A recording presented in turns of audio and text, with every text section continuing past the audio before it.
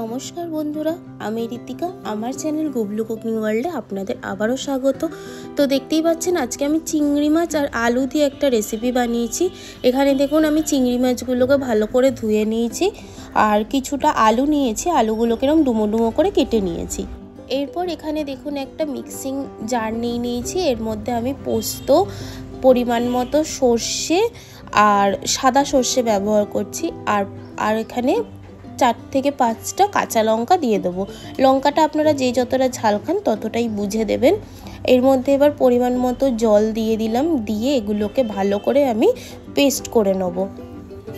এরপর দেখুন এখানে একটা আমি কড়া নিয়ে নিয়েছি, এর মধ্যে আমি সর্ষের তেল পরিমাণ মতো নিয়ে নিলাম। এবার সর্ষের তেলটা একটু গরম হয়ে এসছে, ওর মধ্যে কালো জিরে দিয়ে দিলাম, দিয়ে একটুখানি নাড়াচাড়া করে ওর মধ্যে আবার আমি কেটে রাখা আলুগুলোকে দিয়ে দেবো। দিয়ে আলুগুলোকে কিন্তু হালকা করে ভেজে নিতে হবে।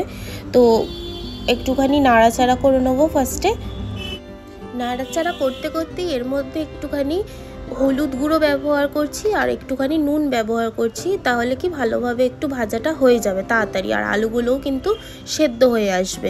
দিয়ে আবার একটু নাড়াচাড়া করে নেবো। নিয়ে এর মধ্যে আবার আমি চিংড়ি মাছগুলো যেগুলো ধুয়ে পরিষ্কার করে রেখেছিলাম সেই চিংড়ি মাছগুলো দিয়ে দেবো। দিয়ে চিংড়ি মাছগুলোকেও কিন্তু ভালোভাবে নাড়াচাড়া করে একটু ভাজা ভাজা মতন করে নেবো, বেশি ভাজবো না, হালকা করে ভেজে নেবো। দেখুন চিংড়ি মাছগুলো কিন্তু আমার ভাজা হয়ে গেছে, দেখতেই পাচ্ছেন আমি একদম হালকা করে কিন্তু ভেজেছি, বেশি ভাজিনি। তো এবারে এর মধ্যে মশলাগুলো অ্যাড করে দিতে হবে। দেখুন যেই পেস্টটা রেডি করেছিলাম সেই পেস্টটা ফার্স্টে দিয়ে দিলাম। আপনারা যে যতটা ঝাল খাবেন ততটা বুঝে কাঁচা লঙ্কা দিতে পারেন বা নাও দিতে পারেন, কিন্তু কাঁচা লঙ্কা দিলে একটু টেস্টটা ভালো লাগে। দিয়ে আমি আবার ভালো করে নাড়াচাড়া করে নিলাম। এরপর আমি এর মধ্যে পরিমাণ মতো হলুদ ব্যবহার করছি আর স্বাদ অনুযায়ী নুন ব্যবহার করছি, করে আবার সবকটাকে ভালো করে নাড়াচাড়া করে নেব। এর মধ্যে কিন্তু আর কোনো মশলা ব্যবহার হবে না। তো দেখতেই পাচ্ছেন খুবই সহজ পদ্ধতিতে আমি বানিয়েছি। এর মধ্যে একটুখানি স্বাদ অনুযায়ী চিনি দিয়ে দিচ্ছি। চিনিটা দিলে কি টেস্টটা একটু ব্যালেন্স থাকে, ভালো লাগে খেতে। প্রত্যেকটা খাবারেই কিন্তু একটু চিনি ব্যবহার করলে টেস্টটা খুব সুন্দর লাগে, ব্যালেন্স থাকে, তো ভালো লাগে। এবারে দেখুন যে বাটিটা আমি পেস্টটা বানিয়ে রেখেছিলাম সেই বাটিটা ধুয়ে একটু জল দিয়ে দিলাম, দিয়ে পরিমাণ মতো জল দেবো, যেহেতু এটা বেশি গ্রেভি হবে না, তো পরিমাণ মতো জল দিয়ে একটু নাড়াচাড়া করে নিলাম। নিয়ে কিছুক্ষণ একটু ফুটিয়ে নেব, তারপরে আমি এটা কিন্তু সার্ভ করে নেবো। আমার কিন্তু রেসিপিটা একদম রেডি।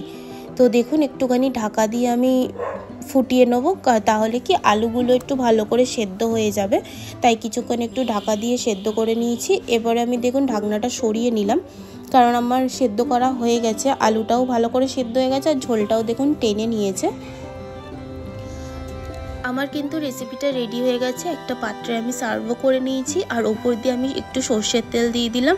সর্ষের তেল দিলে কি টেস্টটা খুব ভালো লাগে। আপনাদের যদি এই রেসিপিটা ভালো লেগে থাকে তাহলে প্লিজ আমার চ্যানেলটা সাবস্ক্রাইব করে দেবেন, একটা লাইক করে দেবেন আর কমেন্ট করে জানাবেন যে রেসিপিটা কেমন লেগেছে। Thank you.